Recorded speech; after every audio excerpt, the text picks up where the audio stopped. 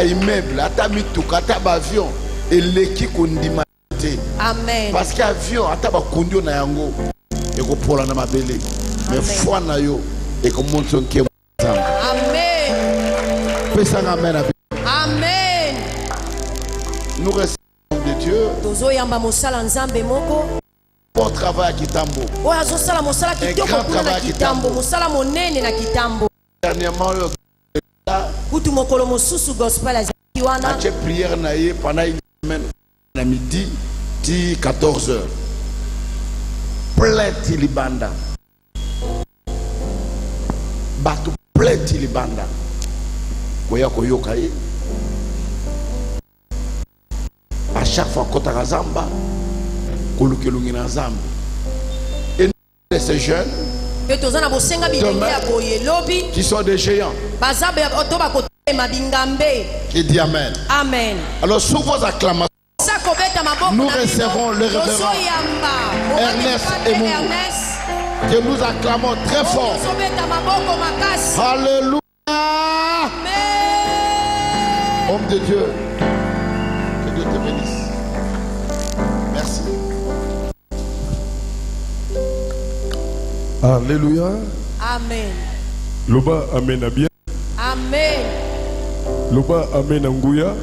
Amen. Amen ayo est dominé. Amen. Pesa ka 3 personnes lelo ezapona ngatokei.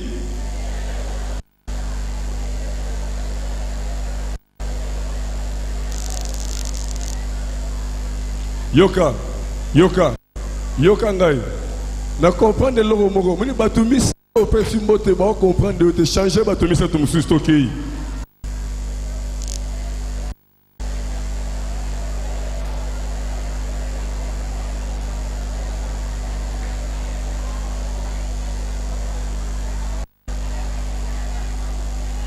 Merci. Alléluia. Nzambe na pambola yo. Amen. Yebisa skonde kwa sa pembe na osala. Yozo lobane me ota la ete. Sa yoloba na sala aw.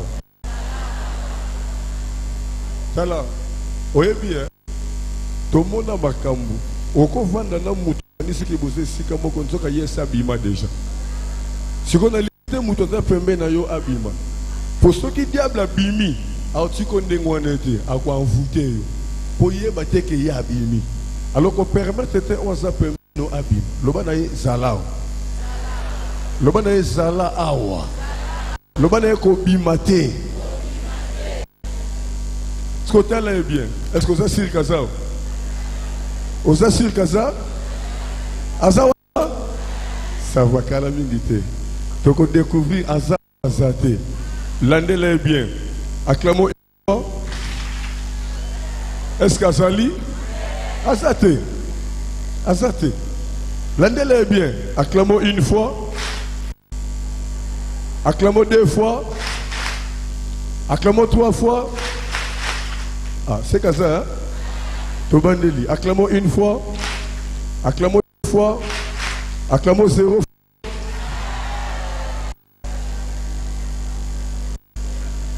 Est-ce qu'Azali? Si vous bien Azala wana abimate. Alléluia. Acclamons 1 fois.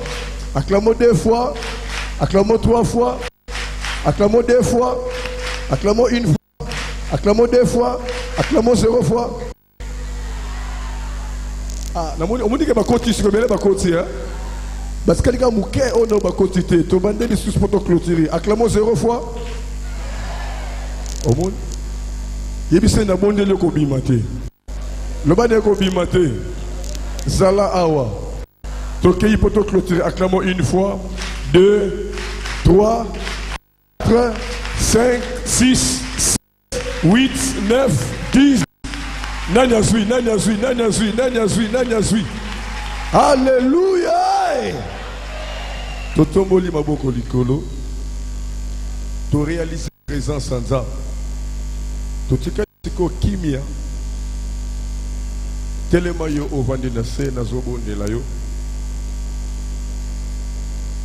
Couper sa confiance tonote po akolemba kaka bepesa confiance na molimo na yo.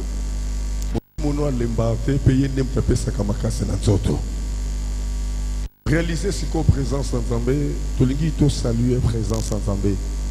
Même si on a un problème dans ma colo, dans le Congo, ça va exercice à côté de moi. Autant que molimo na Zambé azoya aza capable de faire la malakati na nzoto na yo. Toto molimo boko likolo, to bandi ko réaliser présence en Zambé. Banda ko bossa na sikoyo mo so uti ko lekisa. Kota na kat na connexion molimo afin que on comprendre les paroles là. Saint-Esprit, nous voulons saluer ta présence. Nous voulons saluer ta présence. Nous savons que ta présence se fait manifester par-dessus. Merci que tu es là. Merci parce que tu es là. Par l'Éternel. Nous sommes dans l'atmosphère église et eaux changées. Oh, oh, oh, oh, oh, oh, oh. Gloire à l'Éternel. Namoni azo remplir espace ya église. Mutunyo soit connecté na molimo au sentir présence wa. Mutunyo soit sensible au sentir que aza sulenga zalaki. Azoto ndisa makati kati na yo. Parce que alingi ba loba na Nzambe evanda kakate esana misala kati na yo. Banda ko sentir présence wa. Gloire à l'Éternel. Gloire à l'Éternel. Gloire à l'Éternel.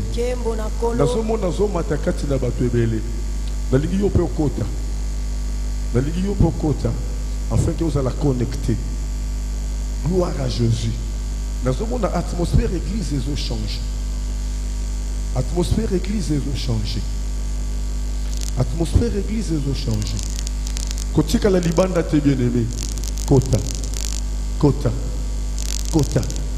Père, merci. Merci. La pression, merci Jésus. Nous allons remplir espace sur la puissance à bon Zambé na yo. La pamboli présence à molimo santo na yo. Zwanzela katinanga Jésus. Na loba ko ute pa ina yo. Pona lokumu na kombone tous masia. Wazali mo konti. Pe mo batele na biso. Zwa konti. Oh, nous sommes touchés à répondre à pourquoi les lots. Nous sommes libanda. Soit contre nous sommes nzela bazoya. Nous sommes croire Seigneur Dieu. Yamboto silisa.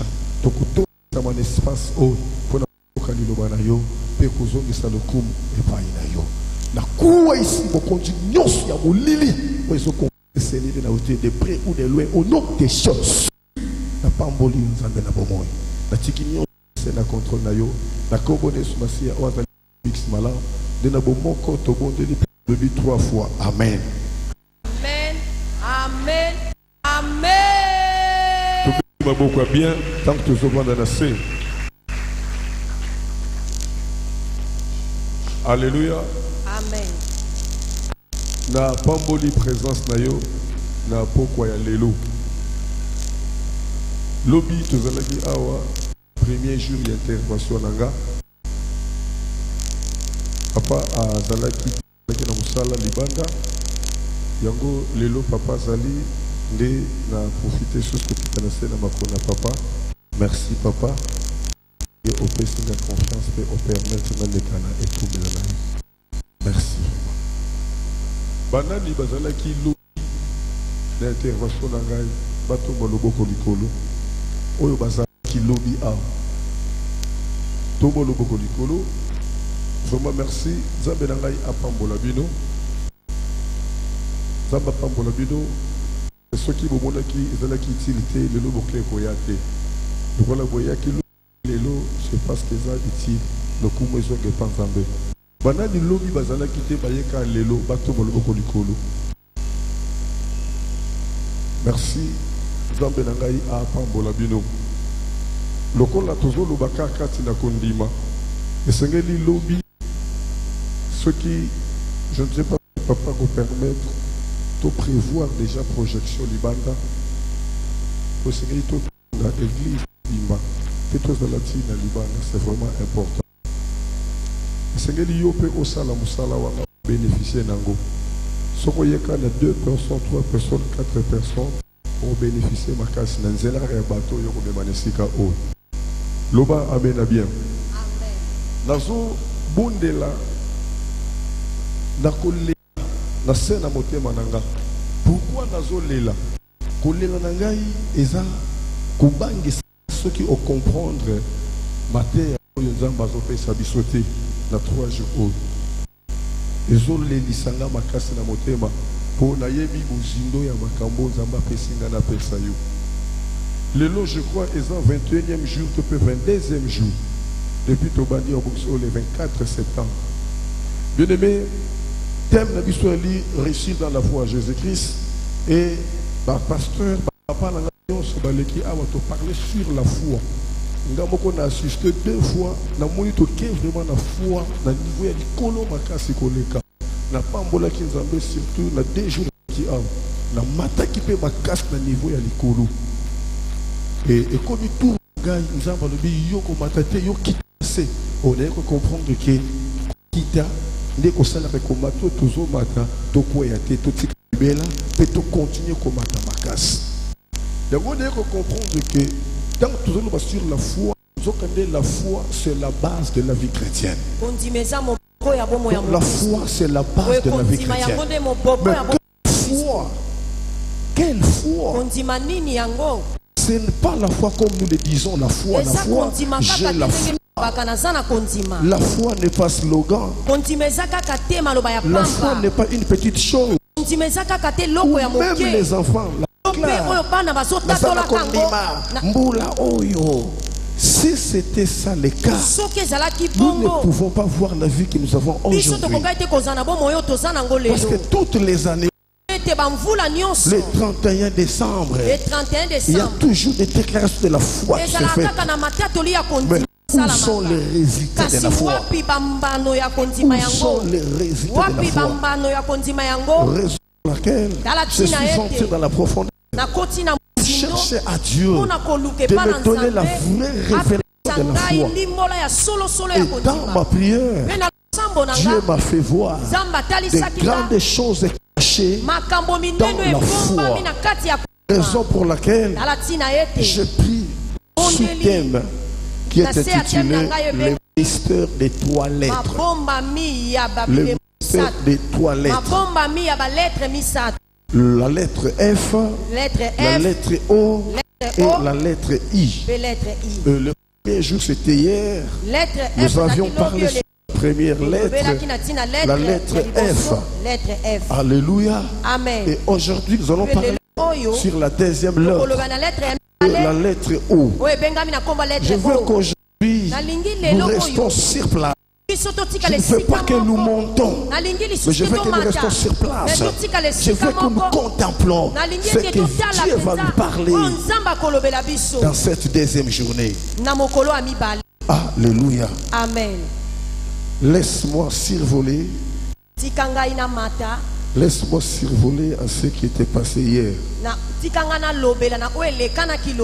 Hier, nous avons dit la lettre F qui veut dire le fondement. Le fondement ou la fondation. Le fondement, c'est l'élément essentiel servant de base à quelque chose.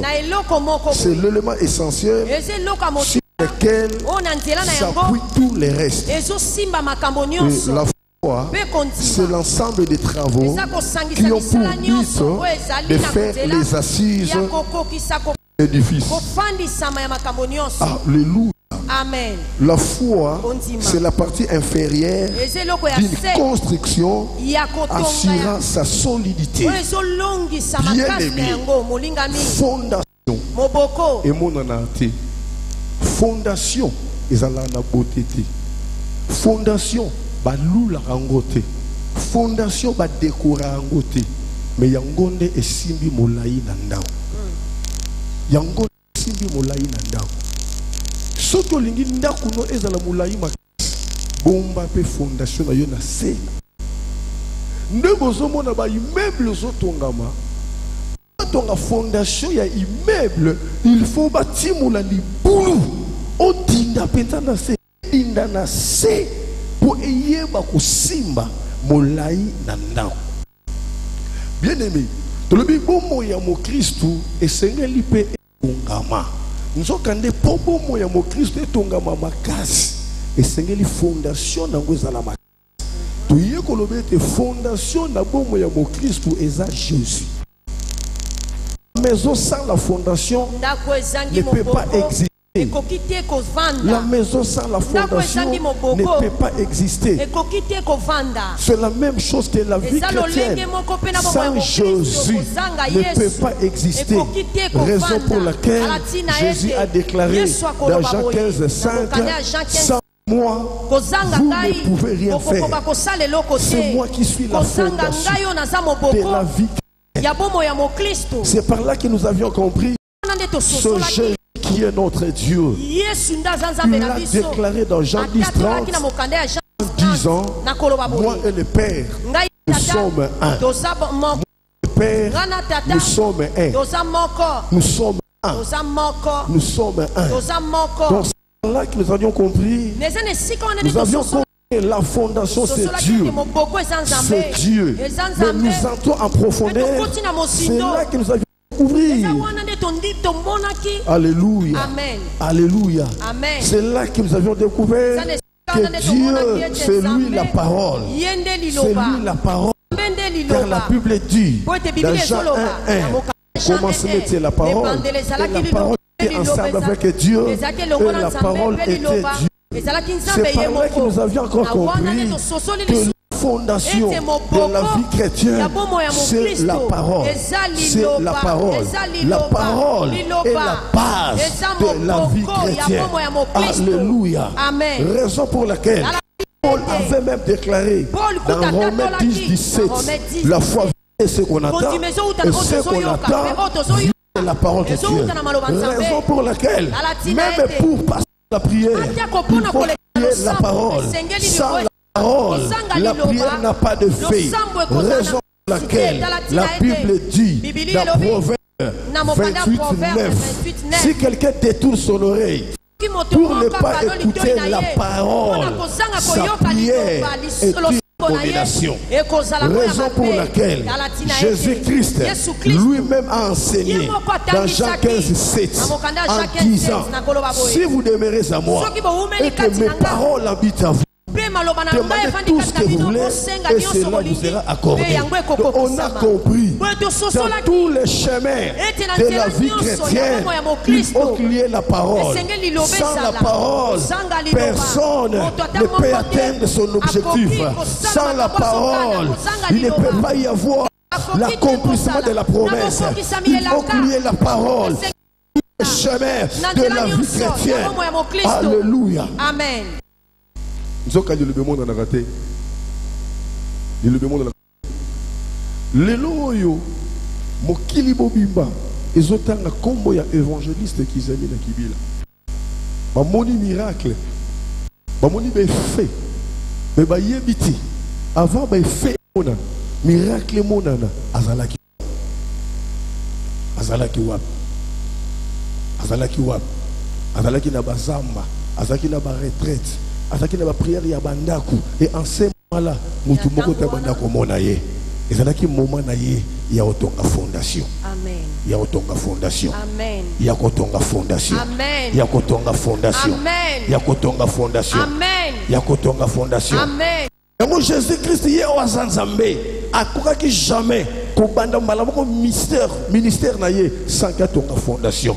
Tango azui baptême il fallait qu'il malamoko akende koteya asa la miracle habité. La première chose à faire, il faut na fondation. Et na katina fondation les amataki ngomba pendant 40 jours et 40 nuits akeko tonga fondation. Bien aimé, vie aux hommes les loups, il y a qu'on l'a la can église, il y a qu'on l'a la can retraite, il y a qu'on gêne. Koyoka matea uzotonga fondation na bomo inayo. Amen. Uzotonga fondation na bomo inayo. Le peut-être batu bazomo de l'autre côté oui, fondation ba mona rangote, fondation ba tsaka ngokate, ce qui ba tonga email ba timo la mabulu, mutakote le matepo atala bazo sa nini, batu nyonso bakoleka. Alléluia. Mais mutu timo la libulu yenda yebi eloko nyazo sala etango timo libulu misune zomona libulu te mais misune ezomona auteur nini oazolinga atia auteur nyazolinga matisa yango ndezo Alléluia. Amen. Alléluia. Amen. C'est là où se trouvent les problèmes aujourd'hui. Les chrétiens peuvent crier, j'ai la foi cette année. Mais demandez à ces chrétiens, quelle parole que tu as. Tu t'appuies sur quelle parole? Tu t'appuies sur quelle parole?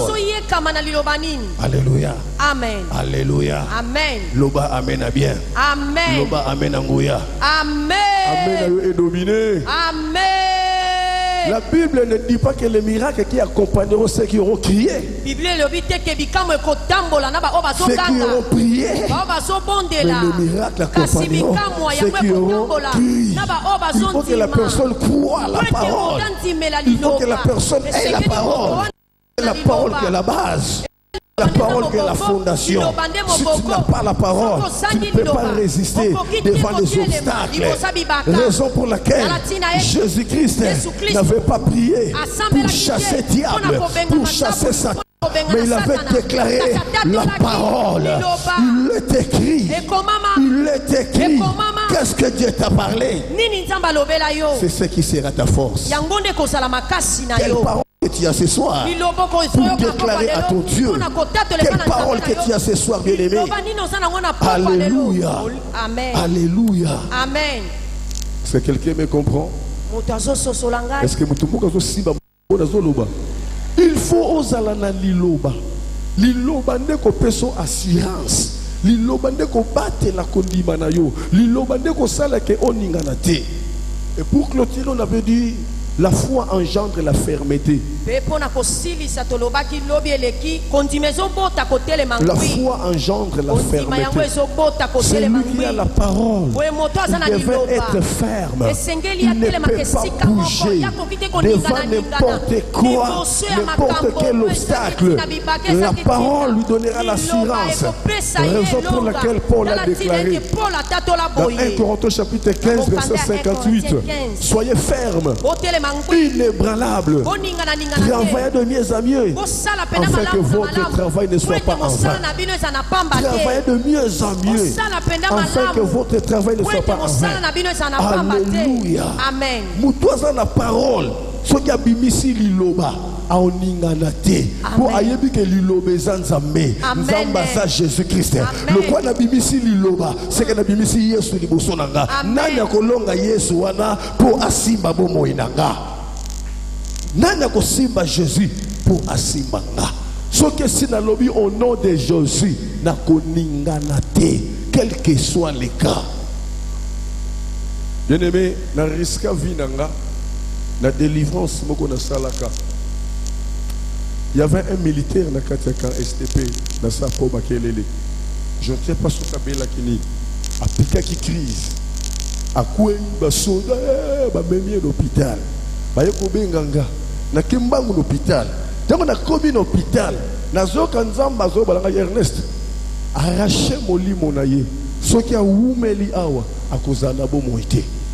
Quand on a yoki kaka mungongo na côté père na stakat hôpital na petit docteur excusez mon docteur soko permettre na moni chambre moko vide des ans pesanga malade na côté na chambre wana na bonde la pona ye akolamuka et ça malade abakisi bozo tiate yaya il faut ozala mutu ozala na kondima pour oke sala makamba boy na kati na hôpital docteur a tombo kelinga a penganinga et si ben firimi ba pimisanga na ebisie na kei mais soko moni mo complication tinda ba lukangai na bimi na ke baté batonga baté na perfusion après 1 heure 2 heures du temps muta crier mi waki na mbetu na se docteur abandi ko banga alors bi mwana obali mo yaki hapo est-ce que boye bien te babi to ye assemble la kananda ko moko boye kuna wana ba vie permanence ba sérieux docteur lui en tout cas makambo na moni na ndenga lobela kinga na zasir bo me mai sika mona bala assemble la ba bimisi l'hôpital batie na brancard bazoya na yeti na permanence ba kutinga te bala lisi libanda moi si azolela bokilo azolela bato bazolela matanga tala basoda siko tonga na zoya to kuta dina commandant moko wana commandant tanga tele mais on a bembete o te ba bitu ene awa to c'est la frère moko zali awa ah frère ni ye wana tanga la kisi commandant tomboki bino bosala masaki mona bosani est-ce que weza bakana ye tomboki makasi to penga na ye no kininga to bonga pepe singa kanda lobi avana bonde la commandant alongwa atalinga batu so wata baso kam na lobi commandant alongwa wana o mon commandant to tana so kini no sande ma ah donc commandant bosavanga na kei na bisi ba soda bino nyonso bolo na zui e moto akwei o ba memi na brancard na cotiser na carte na permanence na kotika ka na madame nanga prophétesse Esther Mongo je crois l'obédier à Kozananga parce que l'obé lundi avec une intercession d'église le lo à la service mon quelque part l'obé to Kozanai to kotika na madame nanga tant to bandi déclaration nzamba lobi a arraché molimo na ye zongi sa mona place biso na carte de permanence to kangi porte libanda matangi zo salema tant on a arraché molimo ne sur place soda la moké na tuni bonne abia fatigue mo été nabi okolia mo loko abia na olia mo loko to péché mo biloko na permanence a olia kuna libanda matanga bato ba soda bato ba péché so ka salere a regretter vinaye wana koto muto osani a olia naye to bono beta masolo kuna basolela tango sisi kolia meli pe mai na prier pour naye tango na fungoli ka porte abimisi ka mutu bato bakangi c'est parce que j'avais la foi. C'est parce que j'avais la foi. C'est parce que j'avais la foi. C'est parce que j'avais la foi. C'est parce que j'avais écouté la voix de l'Éternel. Même les autres awa. Ce qui est dans le monde de la peau na yo, peu importe la situation na yo, na otala ngote, na otala oya tindinga na loba. Pour koko kisameza makambu na ngate, makambu na ngesa kakanga na loba. Koko kisameza makambu na ye moko. Simba te talingate. Mais ce qui yon ndimi, onga na lobi po na yo, e koko kisama, quel que soit les cas. Il faut voir la parole, bien aimé. Il faut aimer la parole. Raison pour laquelle Josué avait déclaré dans sa parole, Josué 1:8, que ce livre de la loi, que cette parole ne s'éloigne pas dans votre bouche, mais tous les jours et nuits. C'est dans cette parole qu'il y a la réussite, qu'il y a le succès. Le succès, c'est tout dans la parole. Le succès, c'est tout dans la parole. La vie, c'est tout dans la parole. Raison pour laquelle tout ce que nous voyons aujourd'hui existe rien qu'à travers la parole. Alléluia. Amen. Alléluia. Amen. Alléluia. Amen. Alléluia. Amen. Yango nazo lobela batumi balete. No kite bokota na ba doute. Na lobela ka mutu moko. Na ndenge bovandi aw. Nazo j'irai devant mon Dieu. Si réellement nzamba tindinga aw. Moko na bino aza awa. Ane oiza ane oy akosepela ndenga sepela te. Amen. Na bina mutu moko ane oy akosepela ndenga sepela te. Na bina mutu moko mibalete. Na somo na mutu ngota vandi place nini. Na bi ane oy akosepela ndengo sepela te. Na somo na mutu no lobela te. Na bi ane oy akosepela ndengo sepela te. Ane oy okuta na makambo okuta na ngote. Ane oy okomona oyo mona te. Ane oyo osimbo simba te. Na olobela ka mutu moko. Ka ndengo so ndima ndenge malobo so lona makati na yo. Pe okobuka mbuma na yango. Peu importe viole kisi janvier ti octobre oyo le 31 décembre et qu'on le connaît vie au sanangote. Et ça le loko moko. On zama ko sana vie na yo. Et qu'on le que la mayele na yo. Mayele libota na yo. Mayele entourage na yo. Lokolo nzamba tindinga alande la maloba na ngai. Akokisa na bomo ya mutu moko azaliawa. Pe mutu yango eza yo na solobela. Eza liloba na yo. Yamba yango. Okomona yango. Ekokisa na vie na yo. Pe okotémoigner yango. Au nom de Jésus. Loba na komona yango. Nakomona yango. Lelo eza deuxième jour. Nalingi to vanda lelo. Nalingi to vanda lelo. Deuxième jour, je vais parler sur la deuxième lettre. La lettre O. Qui veut dire l'obéissance. L'obéissance. L'obéissance, c'est une action d'obéir. Obéir, c'est se soumettre à la volonté de quelqu'un ou d'un règlement. On ne peut pas voir la foi si on n'est pas obéissant. Là, ça ne sera pas une foi. Dieu m'a dit ça ne sera pas une foi. Pour avoir la foi, il faut être obéissant. Il faut être obéissant. L'obéissance à celui qui a droit de commander. Mais l'obéissance à celui qui a droit de commander a des limites. A des limites. Un croyant ne doit pas exécuter ce qui lui apparaît comme état contraire à la volonté de Dieu. Un chrétien bien-aimé ne peut pas obéir à celui qui est contre la volonté de Dieu. Non, bien-aimé, non, non, non, non. Non, non, non, non. Je ne peux pas obéir à n'importe qui parce qu'il est mon supérieur. Je vais obéir à ce qui correspond à la volonté de Dieu. Je ne peux pas obéir pour plaire à quelqu'un, car la Bible déclare, Galates 1:10, si je plaire aux hommes, je ne serai pas un serviteur de Dieu. Je ne serai pas un serviteur de Dieu. Alléluia. Amen. Est-ce que quelqu'un me comprend? Dans Actes chapitre 5, verset 29, bien aimé, tu vois l'histoire, il y a l'apôtre. Tant que tu as Sangomala Mouna Yesu, Bapekisa ki bango, Bakangi bango na prison. Tant que Bakangi bango na prison, Nabutu, ange aïe qu'on fungo la porte miraculeusement, porte fungwa. Nzamba le bina bango, bokende na ba temple, pe bote ya Sangonagai. Babimi, bakei, na tongo batu basutuki, bapotre bazate.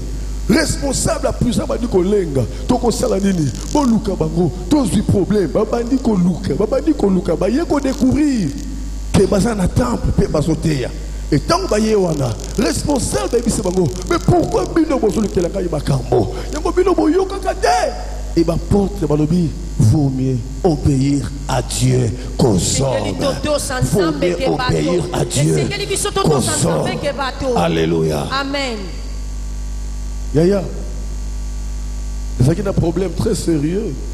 L'ikoloka kaya ko kangama na batu, kaka ko kangama na batu. De kangama na batu moko, bate yakanga, ki masangeza mabe, ça c'est vrai. Mais ba conseil yakanga, que 20 ans mabete, 20 ans pour l'appétit, peut aider dans la constipation. Et il n'a pas comme là-bas. Avec alcool. Beaucoup de monde a été sur la boisson, la carte de l'église.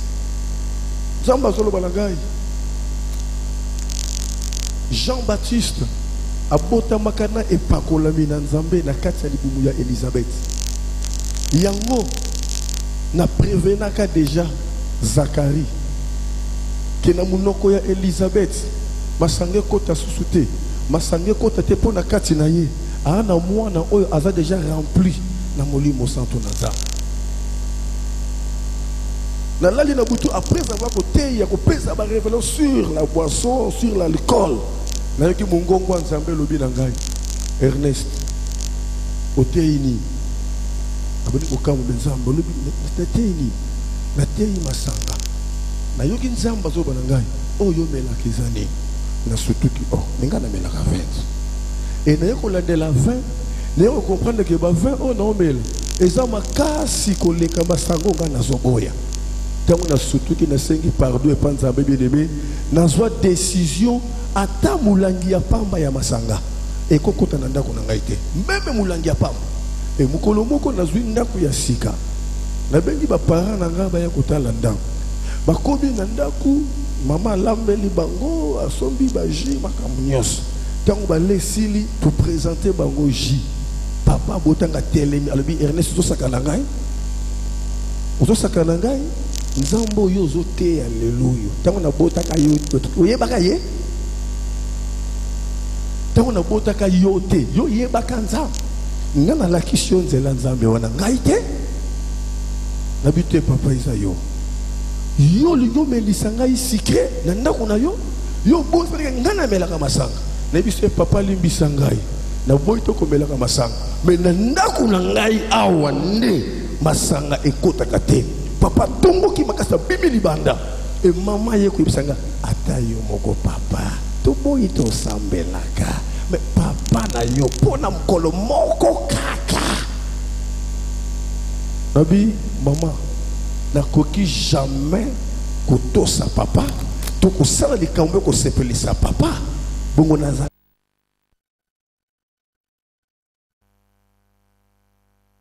sika me nana yebi awa te yo za musika wana olingo te ya ngai nini na balukeli nzambe me yo lobaki na ngai na ya sikoyo lokolo lobaki na ngai na ya nakende sikoyo wapi nzoka nde ndenge nalekaka na émission na radio nazolobaki na kozala na Brazzaville jour tel bafidele ya émission oyo balandanga na Brazzaville esi bayaki koluka ngai na kati na bichi nayebi bango te so bango mpe bayebi nga te balandaka na radio na bandi kotelenga na bichi na valise na nga na mwasi na nga na protocole tozo baluka bango mpe baye wana bazo baluka mpe baluka so baye kodécouvrir ke bato bakomi mpenda kosila comprendre que bato yo baza bapaya tango kaka baye batuninga excusez to luka pasteur moko alikaka na radio nabi nga yoyo ça y est tala mungombo na ye ça y est baye wana 4 songa nokokama siko pour ça osokende côté de bien tout cas na yebe sika na okende te muto abengi sika na yebe te sika salaka te oh mais benga na benge alobi aza musika moyen aya kotoyo ezate yaya naki surpris noki bazo elanga toke pa na ngai toke pa na biso ce que l'hôtel na yebi bangote pendant que bazo elanga moko akembango azui taxi express atelemi allez pasteur bon matin yaya tozo matana moko banga toyebiska tozo kendete tomati na mama na protocole na valise après si baninga na adresse ce bon pour ça pasteur bola na ngai na adresse tel toke to komi na lupao bien aimé témoignage vivant tant tozo kota ba meni nous ndako munene ba meni biso na next to komi na next ba fungoli ndako moko ya chambre salon abi pasteur boko sana loger aw yaya na koti na ndako wana na kuti ba kiti ya sika na chasser nando mutu avandela te pasteur boko vanda aw ba bengi protocole yo bolala na ndako ya munene balaki se chambre talaka bakata chambre mbetu biloko nyes babongisa donc on dirait ba yeba ki tokozala wana et tant to komi wana to sambele sili basali biloko mbangu yaya to le na butu pasteur wana bengi uza wapi na passé téléphone na bakolo famille wana ba pese adresse tant pasteur aye oh pasteur limbisanga na yeko zoyo yoka batu wana te toko libérer pasteur na butu te et siko nga pesi na moni ndako na mbetu na bakike kitoko na kende lisusu wapi haleluya yaya soki nzamba tindio azana yo elongo soki nzamba lobeli yo ye moko nde akokisa makambo alobi ekozana makasi na yo te yo ndima na yo kaka ke ya solo papa na sali nini na ndimi le reste eza makambo na ye soki nzamba lobeli yo likambo yo komona sous problème te bando mona ka solution ozo mona yango nde ko s'accomplir na bomoi na yo na lingi nanga na lobela bato mibale te na olobela mutu moko oyoka no ba prophétie mais nazo sakola na vie na yo nzambo atindinga na leka awa akosala ke le 31 décembre ekokate sa komona accomplissement ya prophétie oyo yoka batu nyonso balobela yo yaya omonaka no clair te mbula oyo eza mbula yo komona clair ata 8 mois si eleki nazo sakola mpona yo ata 10 mois eleki ata 9 mois et demi eleki mais na 2 mois et demi etikali nzambe akokisa maloba na ye na bomoi na yo oyo nyonso basakola mpona yo ekosakomplir na vie na yo banguna na yo balinga te famille na yo balinga te eza momo nzambe atindinga na na yebisa yo momana yo ekoki ane oyo ekokoma na suka te maloba nzambe ekosakomplir likolo na bomoi na yo nazoloba na mutu moko azali awa yo vandi awa calcule se koti na monde de ténèbres bazoluka moya ko se retirer na dossier na yo po bazo sentir moto moko ezokita moto moko ezokita yaya na Babylone eza na balion oyo balia bato eza na balion oyo bakata bato soki baswe na mutu balia bazo sauter musunye soya mais mukolo bandeko yana Daniel balio bandiko bilobela yaya mutu aso aza suspect mutu aso aza bisote yaya ngala osimba na ngate ngala kosimba na ngate ngala kokota likambo te nazo sakwa na vie na yo ebele ba ko regretter pourquoi bakota ka bitumba na yo pourquoi bataka maloba na bitumba na yo parce que ane oyo nzamba zokita po akata likambo na yo ane oyo nzamba zokita po akokisa maloba na ye ane oyo nzamba zokita po atalisa banguna na yo ke ozaya ye ane oyo nzamba zokita po aloba na yo andimaki oume na piscine Bethesda parce que aboya ki lobiko na yo eya na maboko ya bato oza reserve na ye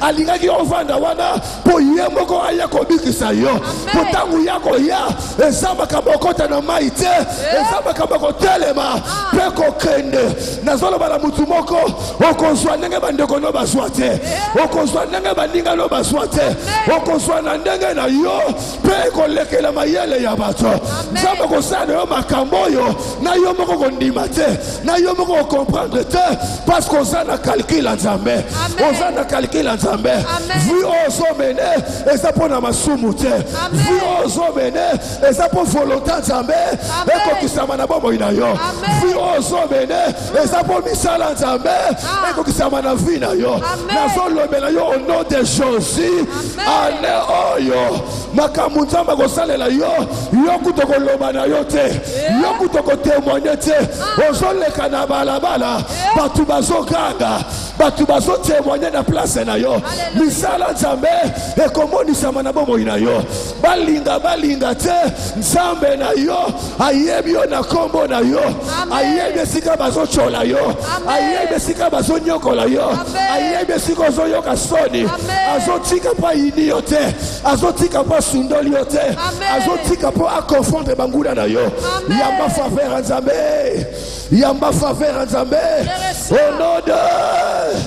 au nom de Beta maboko beta te maboko au nom de Beta maboko beta te maboko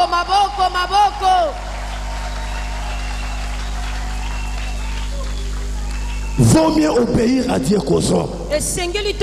Soki nzamba lobeli yo likambo kokokisama likambo nzamba lobeli yo etali yo te etali baboti na yo te etali ye moko nzambe yo tosakaka bien-aimé lettre O elobi obéissance mutu aza koobéir na ba instruction nyonso ya nzambe akufaka jamais pauvre asukisaka vie na ye na soni te. Souvenez-vous de l'histoire ya Zacharie et Elisabeth. Bible témoigne couple oyo dans Luc chapitre 1 à partir de 5 verset. Bible lobi bazala qui juste intègre au reprocher bango ne loko moko te mais baki na problème à stérilité. Bande ko botate et malgré ko zanga ko bota na bango ba wumelaki na sena makolo na nzambe. Ba wumelaki na sena makolo na nzambe jusqu'à ce que âge ko bote leki. Je crois na sujet wana ya prière ko bota ba effacer. Combien bazoye panzabe na bakalikili na bango ngande na kept en tout cas mi connaît mi pesibo année ko lekate en tout cas année on nga fona mona surtout comme décembre le 20 décembre bien et simba na ngote. Combien bazo changer ba église, combien balandi ba influence, combien balandi ba image, combien balandi ba témoignage et qui non le loba comme ko hérité pourquoi to koma que tu ne sais ka oyo nzamba yebisi abakuka. Restez dans ton poste. Restez dans ton poste. Restez dans ton poste. Restez dans ton poste. Alléluia. Zacharie Bosani qui akobota lisusu. Moi si ne sa continue à ménopause. mais nzamba bosa na sujet à Zacharie à permettre que na date ya kobota na âge ya kobota eleka mais mukolo moko Zacharie na kata service azosa la service na ye penser wana kutezate mais akamwe pour la première fois ange abimeliye Zacharie abandi kolenga ange bisi Zacharie obangate Zacharie nzamba yokaki losambo na yo mais ayokaki losambo ngombula nini pendant que Zacharie abalaki ça la calcule le loup mobali akobala na âge ni akobala na âge ni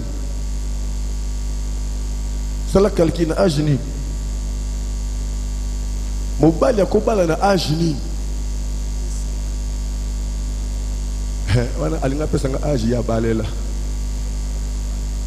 na le en général mobali akobala na âge ni pour mobali abala 30 ans 30 ans pardon 25 ans 25 ans bon tu tiens 25 ans mobali akobala na 25 ans bon moi si on compte la ménopause na âge ni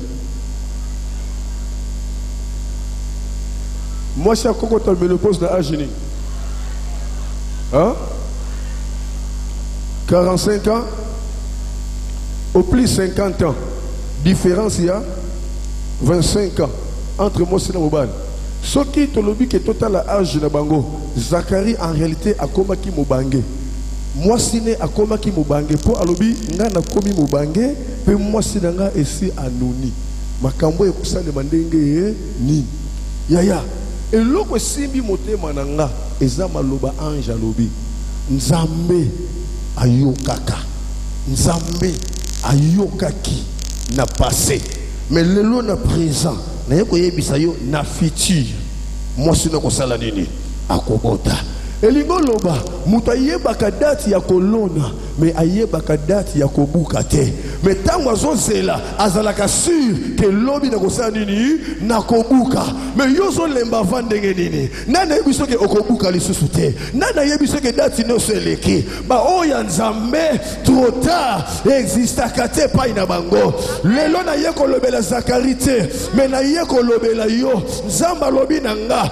zalaka na liloba na ye umela na kotosa losambo na yo esi ayokaki yango ane oyo ekolekela yo boyete loba ekolekela nga boyete yebisa muta pembela yo ekolekela nga boyete simba eloba na ye ekolekela nga boyete loba na ye ekosuka boyete au nom de Jésus Zambelanga pambola yo. Amen. Zambelanga pambola yo. Amen. Bien-aimé, le long makambo ezo marché te. Nanga na yo. Ce qui total bien tu comprendre que tu as un problème et pas Nzambe. Pourquoi? Tu ne jamais qu'obéir ba instruction na ba principe Nzambe na kati na église. Tu ne jamais qu'obéir ba instruction na ba principe Nzambe na kati na église. Na ba ki le yo to kitanase. Vous savez, dans l'église, tu as remplir 3 missions. Tu as remplir 3 missions. Première mission dans l'église, c'est de louer, adorer et témoigner. C'est la première mission. Et mon Christ, il faut passer dans la louange et l'adoration. À témoigner, deuxième mission. Et troisième mission, offrir offrande panza. Et na kati na ba offrande, chaque offrande est un rôle oyo e jouaka. Offrande tozobenga ordinaire, et ça offrande oyo etali sa présence na biso liboso na Nzambe. À part ya offrande ordinaire, o mutu nyonso ayaka nango liboso na Nzambe, ndenge Bible lobi na Deutéronome chapitre 16 verset 16b, ba se présentaka liboso na Nzambe maboko pamba te. En dehors ya offrande wana, eza na offrande to bengi Galate 6:6. offrande à Galates 6:6 eza offrande o ezosala échange na maloba oyo balobeli yo po maloba ona s'accomplir na bomoi na yo esengeli osala échange esengeli osele yango na offrande moko songolo. Et le plus grand problème c'est quoi? Nous sommes bloqués et condamnés na likambo etali finance na likambo etali bénédiction. Pourquoi? À cause ya kozanga ka obéir, comment donner à Dieu. Il y a une formule parfaitement de donner à Dieu. Je vais te dire une chose. Je vais te dire une chose. Parce que tout ça dans autre obéissance, deuxième lettre. Tant que tu as une offrande de pan Zambé bien-aimé, Zambé atalaka offrande de auto pesante. Permettez-moi de faire une révélation. Nenga tu as une liboso pour te payer offrande. Auto pesaka influence en Zambé. Et l'autre influence en Zambé, auto tika la ganao. Auto tika la ganao. Yango ni Zambatalaka. Jugement et offrande. Ils en ont auto pesate. Mais ils en ont auto tika la. Yango yemoko Yesu. Tango telemi na liboso apani offrande a jijaki. Batu batali o ba pesaki ebele. Mais Yesu atali o apesaki moke. Alobi yenda pesi koleka batu nyos. Pourquoi? Parce que Yesu atali moke kakazalaki nango a se sacrifier atikali maboko pamba. Mais bato ba pesaki ebele. Nzoka na o nzamba pesa bango ezalaki ba mieti ya pamba. Raison pour laquelle dans Malachie chapitre 3 verset 8 nous avons dit tous a frappé dans malédiction à cause il y a badime na ba offrande. Et surtout que na autre bengi un dixième et je jouais des rôles très capitaux dans la vie à mon Christ. Rôle à liboso il y a un dixième et ça rôle il y a bénédiction. Dans nyonso zo sala il faut mon bénédiction en abondance quel que soit le loco yo te kaka. Il y a mon avis lobby tout ça l'exercice il y a foi. Mutu nyonso akoyane lembo ya musala oyo asalaka. Mutu nyonso akopesa offrande minimum église mobimba offrande à chiffre 3. Alléluia. Amen. Un dixième ils ont joué des rôles dans la vie à mutu. Rôle à liboso. Ils ont bénir misala, activité, makambo nyonso. Et deuxième rôle ils ont même ma protection na kati na vie à mon Christ. Un dixième, Malachie chapitre 3 verset 10 à 12. Mais dans l'église lelo na tout dans nga motuna te. Combien de personnes va payer ça 10 000 bango régulièrement? Combien de personnes? Combien de personnes? Mais bazo te ya fua, tozo sauté, tozo ganga, tozo yamba. Kidia bakosa, matampi yakosa, nenga to yambaka, nenga to gangaka. Mais il y a des principes où sengeli to leka. Pour te maloba nzambe sanini et s'accomplir na kati na vie na biso.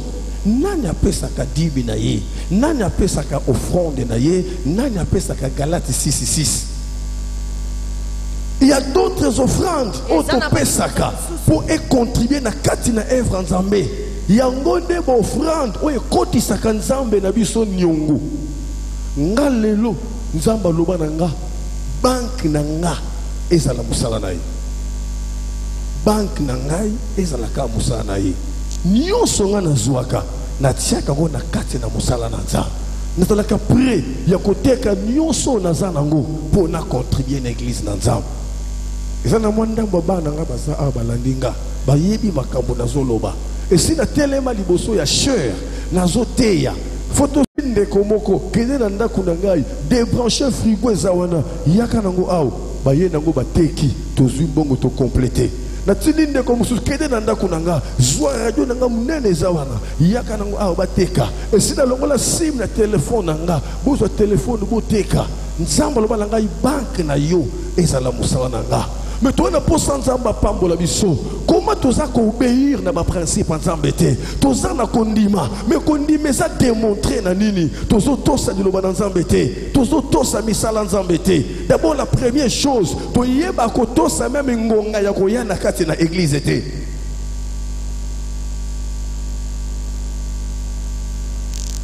Ah Matthieu veut changer hein. On le regarde dans le bas waouh to sauter la bague le to sani. La deuxième lettre c'est l'obéissance. Combien de personnes ont été à cause d'un match? Combien de personnes ont été arrêtées parce que la film? Combien Combien de personnes vont arrêter parce que vous êtes en solo? Parce que mon père, mon songo a côté à l'aïe. Église dans Zambé, il combien de personnes? Modération, il y a combien de personnes? Est-ce que tout ça n'a condiment? Deuxième lettre, il y a foi. Tout ça, tout ça, mais condiment aussi, tout ça même la parole, parce que la parole déclare. Oh, bakangi na seseni. Et kangami likolo. Oh, bakangi likolo. Et kangami na se. Ero kilte bandaka na église. Nzamba yebi yango. Banani balenga kana erwana. C'est là où se trouvent les problèmes, l'église dans Zambé. Obéissance, c'est ça. Combien de personnes vont faire ça comme offrande? Naba tuba salaka, naba tuba tekaka, naba tuba salaka te, offrande des oye banate. Batunyo se bazo batamana 500 francs. Yangoli kamako kamwa, au moins un papa responsable, a déjà repéré son offrande a fini en likof. Mais yo papa na âge ne faut finali kof une offrande na yo. C'est là tout le problème. Mais pourquoi zo finali likof? Un papa responsable a repéré son offrande a fini likof. Et puis dès qu'il tourne les arbres, il tout. A côté offrande de boyété, à osa ndeni. Il faut que le bon qu'on se pour boyer battre à tirer combien. Et ça les mélange dans matinal le mot dans notre terre. Je quand on a battu la bonne offrande bien à ton côté. Na 5 offrandes, papa mon quoi bimi 50 francs a fini a yebe que battre pour lander na sima. Azu courage mutalibo so qui a bois qui a vendu. Siko atalibo mutu muso le quitter atalibo batu le quitter yé mo ka pe souffrande. N'a pas na comprendre mais na monika muta pe souffrande mais asa su kimiate. Zokande azobanga que ba ko rêver que yé ne muta pe 50 francs. Et na prière à clôture papa bima. Abima nzela sima limwa. Abangi ba découvrir que parce que offrande à combien? Il y a 50 francs. Dans les gens qui ont des choses à permettre, on peut sa réponse. Il peut sa réponse quand on a thème. Tout n'a les lois une offrande à combien? Le bas dans mon thème, il tout n'est pas physiquement. Tout n'a il répond quand on a thème là. Ah, tout n'a bien les lois on peut s'offrande à combien? On comprend dans ce qu'on. On comprend dans mais on lobby qu'on a la foi. Alléluia. La désobéissance fut les résultats de la première chute. La désobéissance fut les premiers résultats de la première chute. Alléluia. La désobéissance fait que Dieu se retire de la personne. La désobéissance fait que Dieu se retire de la personne. La désobéissance, Nzamba se retiraka. Église, na zote ya yokati na kolela.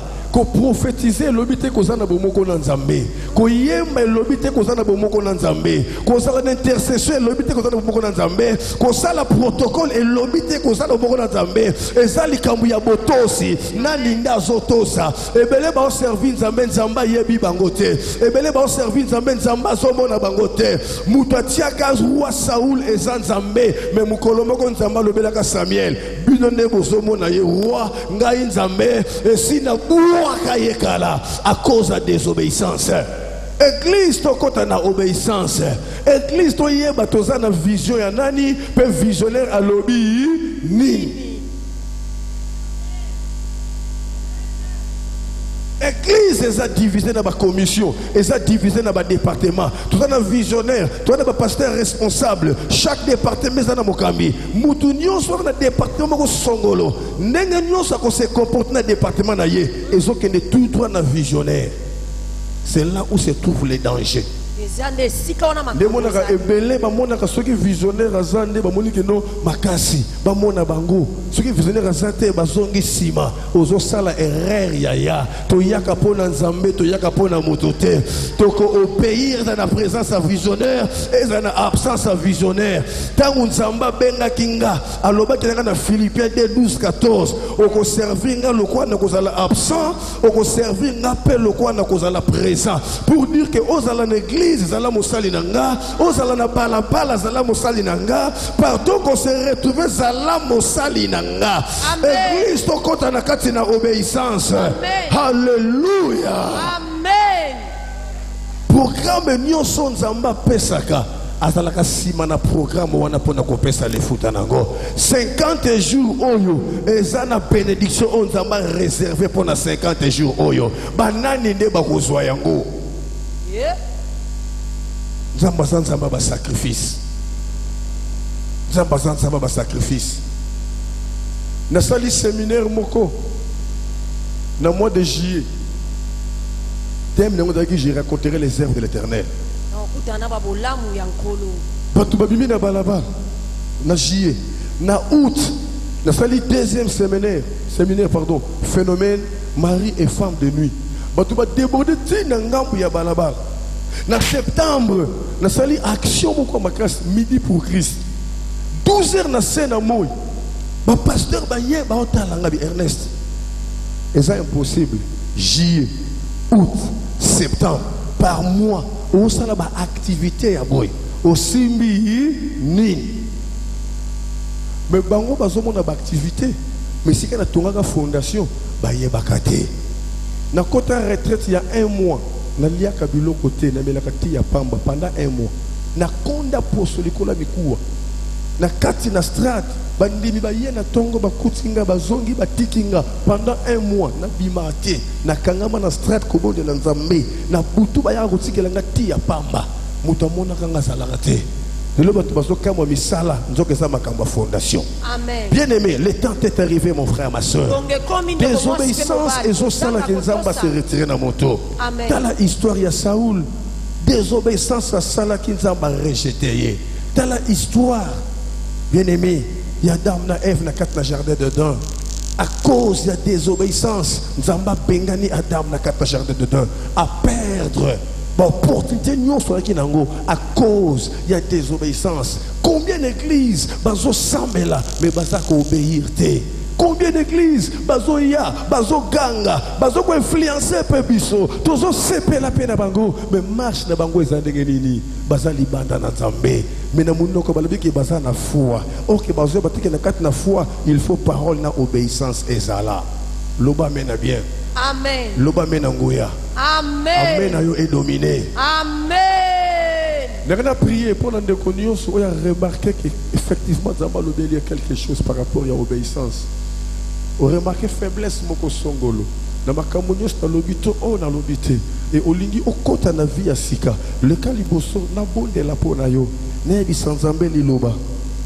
L'obéissance engendre la soumission. L'obéissance engendre la soumission.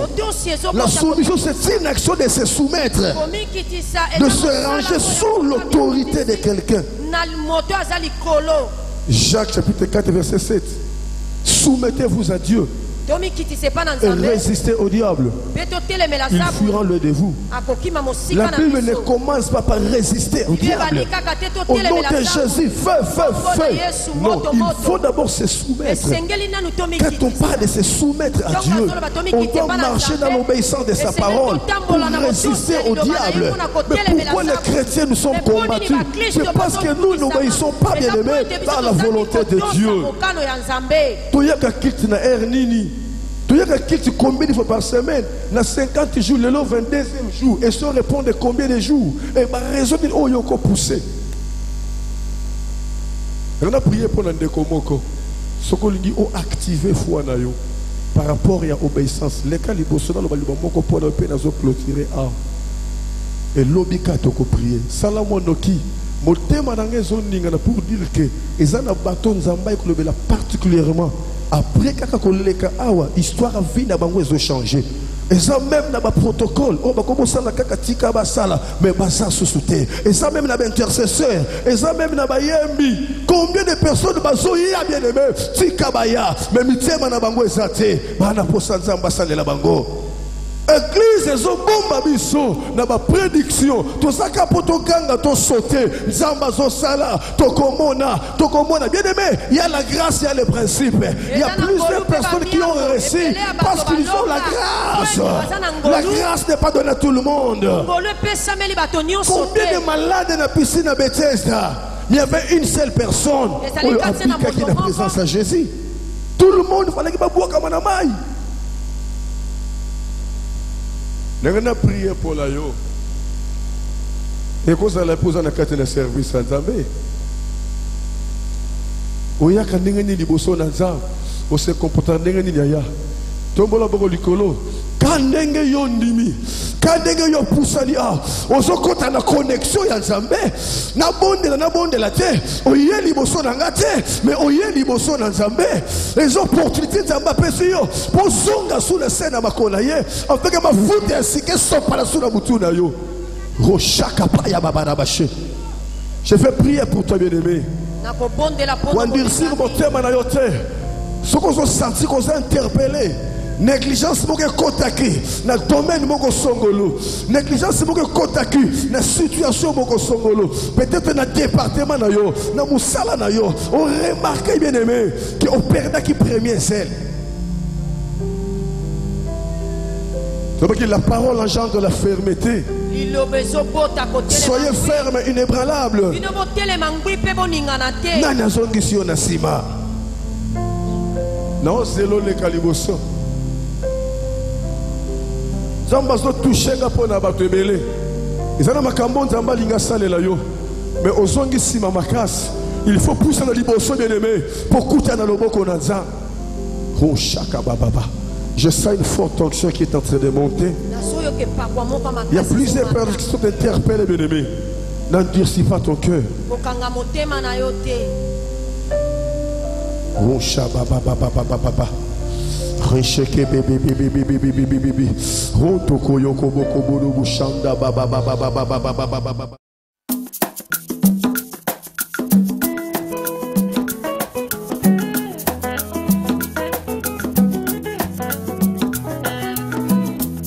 Yesu singa loketo,